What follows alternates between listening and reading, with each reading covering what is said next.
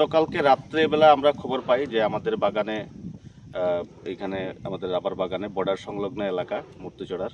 তো আমাদের এই রাবার বাগানে রাত্রেবেলা খবর পাই যে এখানে আগুন মানে কেউ দিয়েছে বা আগুন জ্বলছে। আমরা খবর পাওয়ার পরে যখন এখানে আসি দেখি যে আমাদের প্রায় অর্ধেকের বেশি বাগানেই আগুন চতুর্দিকে ছড়িয়ে পড়েছে। তখন আমরা সবাই ফায়ার সার্ভিসে কল করি, ফায়ার সার্ভিসও এখানে আসে এবং আমরা সবাই মিলে চেষ্টা করেছি। গ্রামবাসী সবাই ছিল যারা আমাদের রাবার বাগানে কর্মরত আছেন, ওনারাও সহযোগিতার সাথে আমরা আগুন কিছুটা রাত্রিবেলাতে আমরা নিভানোর চেষ্টা করেছি। আপনারা দেখছেন এখনও সকালবেলা, এখন দুপুর হয়ে যাচ্ছে, তারপরে দেখছেন যে এখানে আগুন রয়েছে। তো এরকম বাগানের আমাদের চতুর্দিকে আগুন ছড়িয়ে গেছিলো। তো এই জায়গায় আমরা দেখছেন যে একদম পুরো চতুর্দিকেই পুরো যতটা আমাদের রাবারের গাছের গুঁড়া রয়েছে, রাবারের কষ তোলার জন্য যে বাটি থাকে, আপনারা দেখছেন যে বাটি এরকম বাটি অনেক জায়গাতেই জ্বলে গেছে। গাছেরও অনেক ক্ষতি হয়েছে। আপনারা দেখছেন যে এখানে গাছগুলো এখনও দেখুন অনেক চতুর্দিকেই ধোঁয়া।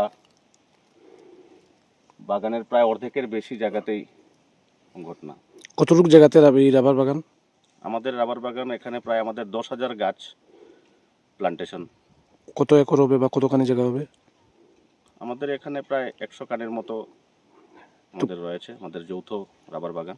তো এই বাগানের পাশেই তো ভারত বাংলাদেশের সীমান্ত। একদম আপনারা দেখছেন একদম বর্ডার সংলগ্ন এলাকা। এই তো তার বেড়া রয়েছে এখানে, বাংলাদেশ সীমান্ত। এটা ওই দিকটা বাংলাদেশের কোন এলাকা? ওই দিকটা বাংলাদেশের চাতলাপুর চা বাগান ধরা হয়।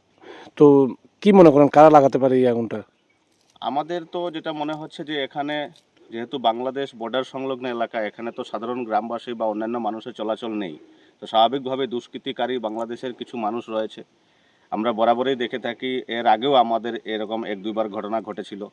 আমাদের সন্দেহ যে এখানকার যারা বাংলাদেশের কিছু মানুষ এখানে গরু চুর বা অন্যান্য চুরি করার সংক্রান্ত যখন আসে, কিছু পায় না, তখন এই বাগানে আগুন দিয়ে চলে যায়। কারণ এখানে নতুন যখন ঘাস উঠবে তখন গরু ছাগল আসবে, সেগুলো নিয়ে যেতে তাদের সুবিধা হয়।